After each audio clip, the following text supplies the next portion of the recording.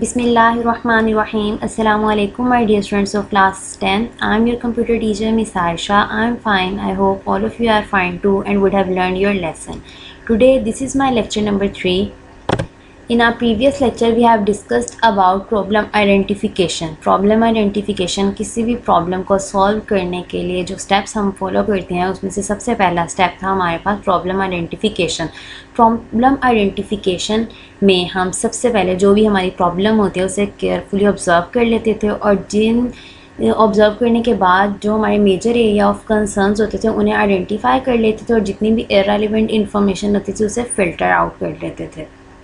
Example वहाँ हमने discuss की थी एक कि हमने एक सिंपल सा कैलकुलेटर बनाना है. ठीक है, सिंपल कैलकुलेटर में बेसिक ऑपरेशंस होते हैं और इसलिए हमें जो है वो उन बेसिक ऑपरेशंस पे ही काम करना है. किस तरह से जो है वो हम साइंटिफिक कैलकुलेटर बनाते हैं या बाकी के सारे ऑपरेशंस परफॉर्म करवाते हैं, इससे हमें कोई मतलब नहीं है, यानी कि हमारा कोई कंसर्न नहीं है. Now today we will discuss the topic specify requirements. Open your books, page number 1. किसी भी प्रॉब्लम को सॉल्व करने का जो मेथड है उसका सेकंड स्टेप है हमारे पास specify requirements. Most of the users cannot explain their exact software requirements. They are uncertain about what they want to do with the software. अब यूज़र कौन होता है? यूज़र वो होता है जो कि काम करवाना चाह रहा है या कोई भी सॉफ्टवेयर या कैलकुलेटर बनवाना चाह रहा है. ठीक है, जो बनाएगा वो तो प्रोग्रामर कहलाएगा, लेकिन जो जिसने बनवाना है उसे हम यूज़र कहेंगे. तो बहुत सारे यूज़र्स ऐसे होते हैं जो कि अपनी सॉफ्टवेयर रिक्वायरमेंट्स को एक्सप्लेन ही नहीं कर पाते, उन्हें खुद ही नहीं पता होता. They are uncertain about what they want to do with the software. उनको खुद ही नहीं पता होता कि वो काम लेना क्या चाह रहे हैं, वो किस तरह का सॉफ्टवेयर बनवाना चाह रहे हैं, वो क्या बनवाना चाह रहे हैं. ठीक है, अगर हमने जो फर्स्ट स्टेप था प्रॉब्लम आइडेंटिफिकेशन अच्छे तरीके से की होगी, जिसमें हमें पता था कि हमारी प्रॉब्लम क्या होगी और हमने अपनी प्रॉब्लम को किस तरह से सॉल्व करना है, हमने अपने मेजर एरिया ऑफ कंसर्न्स हमारे क्या हैं, जब तक हम प्रॉब्लम आइडेंटिफिकेशन अच्छी तरह से नहीं करेंगे तब तक हम अपनी स्पेसिफाई रिक्वायरमेंट्स को भी क्लियरली नहीं एक्सप्लेन कर सकते. अगर हमने प्रॉब्लम आइडेंटिफिकेशन पहले स्टेप में अच्छी तरह से अपनी प्रॉब्लम को आइडेंटिफाई कर लिया था तो स्पेसिफाई रिक्वायरमेंट्स हमारे लिए आसान हो जाएगी. ठीक है, यहाँ पे बताया गया कि बहुत सारे यूज़र्स को पता ही नहीं होता कि वो क्या बनवाना चाह रहे हैं, किस तरह का सॉफ्टवेयर बनवाना चाह रहे हैं, उन्हें नहीं पता होता कि वो अपने सॉफ्टवेयर से क्या काम लेंगे. सो दे appear with a vague set of requirements in mind which में lead to a wrong solution. तो उन्होंने अपने माइंड में जो गलत सी रिक्वायरमेंट्स उनके माइंड में जो होती है, जो क्लियर नहीं होती क्योंकि उन्होंने प्रॉब्लम आइडेंटिफिकेशन ठीक नहीं की होती, इसलिए जो उनका सोल्यूशन है वो एक रॉन्ग साइड पर चला जाता है. मतलब कि बनवाना कुछ चाह रहे थे लेकिन बन कुछ और गया.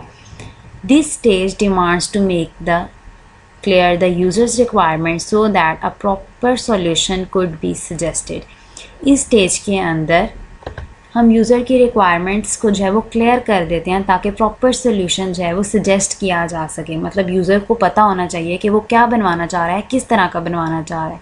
ठीक है, ताकि उसी के अकॉर्डिंग जो है वो उसको एक प्रॉपर सोल्यूशन सजेस्ट किया जा सके कि हाँ, अगर आप ये बनवाना चाह रहे हो तो इसका प्रॉपर सोल्यूशन इस तरह का हो सकता है. This stage involves the information of a requirement document which describes the feature the system is expected to provide, the restriction under which it must operate, and an abstract description of the software which provide a basis for design and implementation. अब specify requirement की में हम करते क्या, मतलब इस stage के ऊपर जो सेकंड स्टेप है इसमें हम असल में करते क्या हैं. इसमें हम क्या करते हैं कि जो भी हमारी रिक्वायरमेंट्स हैं, ठीक है, उनको हम डिस्क्राइब कर लेते हैं. ठीक है, कि हम जो भी बनवाना चाह रहे हैं उसमें क्या क्या फ़ीचर्स होने चाहिए, उन सारी रिक्वायरमेंट्स को हम लिख लेते हैं अपने पास, कहीं पे भी लिख लेते हैं ताकि हमारे पास लिखा हुआ हो और वहाँ से हमें क्लियर हो सके. The restrictions under which it must operate, और क्या क्या रिस्ट्रिक्शंस इस पर जो है वो लागू होंगी, कि कौन सी रिस्ट्रिक्शंस पर ये हम इसे चलाएंगे, मतलब कौन सी ऐसी चीज़ें हैं जो हम इसमें परफॉर्म नहीं करवाएंगे, क्या क्या कुछ परफॉर्म करेगा.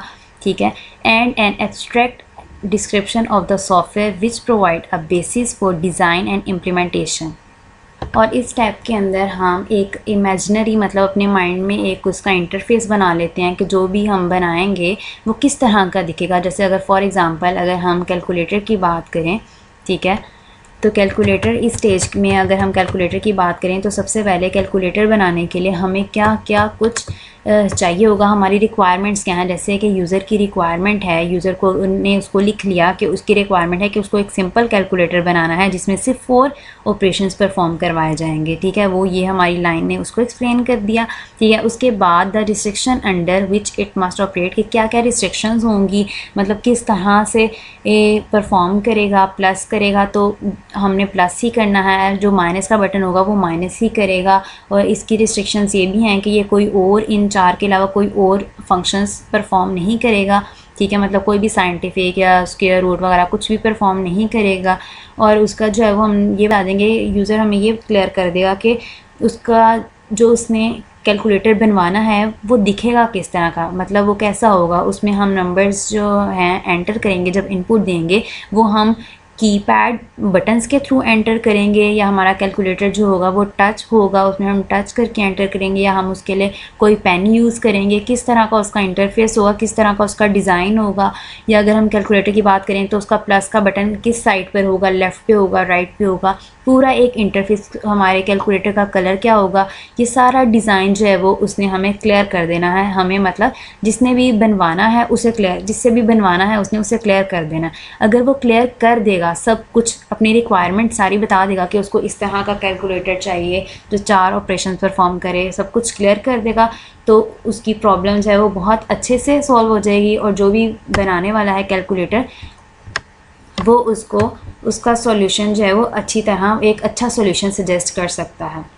जैसे इसकी अब हम स्पेसिफाई रिक्वायरमेंट की एक और एग्जांपल देखते हैं। जैसे फॉर एग्जांपल अगर हमें एक घर बनवाना है, ठीक है, घर कंस्ट्रक्ट करवाना है, उसके लिए हमें अपनी पहले रिक्वायरमेंट्स बताते हैं कि हमें जो है वो इतने मरले का घर चाहिए, उसमें इतने रूम्स होने चाहिए, ठीक है, सारा हम उनको बता देते हैं। कलर क्या होना चाहिए, ठीक है, क्या क्या चीज़ें चाहिए होंगी, ये सब कुछ हम बता देते हैं, ठीक है। ये हमारी रिक्वायरमेंट है। अगर हम यही क्लियरली नहीं बता पाएंगे कि हमारी रिक्वायरमेंट है क्या, हम बनवाना चाहते क्या हैं, या हमें किस तरह का घर चाहिए, जब तक हम ये क्लियर नहीं बता पाएंगे तो जिसने घर बनाना है उसे भी कुछ समझ नहीं आएगी, और फिर हमारा जो है वो सॉल्यूशन है वो एक गलत तरफ चला जाएगा, ठीक है। अगर हम अपनी रिक्वायरमेंट क्लियरली बता देंगे तो हम जैसा चाहते हैं बिल्कुल फिर वैसे ही हमें जो है वो सॉल्यूशन मिल जाएगा।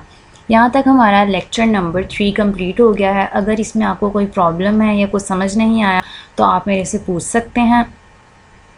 इसको आपने अच्छे तरीके से याद कर लेना। इसके लिए मैं आपको होमवर्क दे रही हूँ।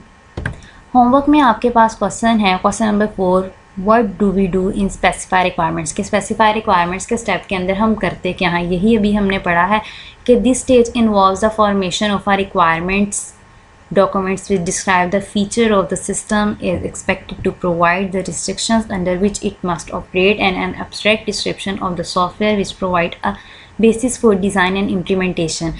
यही क्या जो भी हमारी रिक्वायरमेंट है उसको हम जो है वो डॉक्यूमेंट की जितनी रिक्वायरमेंट है वो हम बताती है सारी कि किस क्या फ़ीचर्स होने चाहिए हमारे सॉफ्टवेयर के अंदर, हमें सॉफ्टवेयर किस तरह का चाहिए, ठीक है, वो किस तरह का दिखेगा, उसका इंटरफेस मतलब कि दिखने में कैसा होगा सॉफ्टवेयर, उस सारी उसकी जो है वो हमने प्लानिंग कर लेनी है इस स्टेप के अंदर।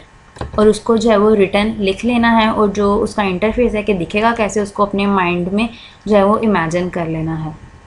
इसको आपने अपने होमवर्क रजिस्टर में लिख भी लेना है और अच्छे तरीके से याद भी कर लेना है। In lecture number 4, inshallah, we will discuss the topic, analyze the problem. Allah Hafiz.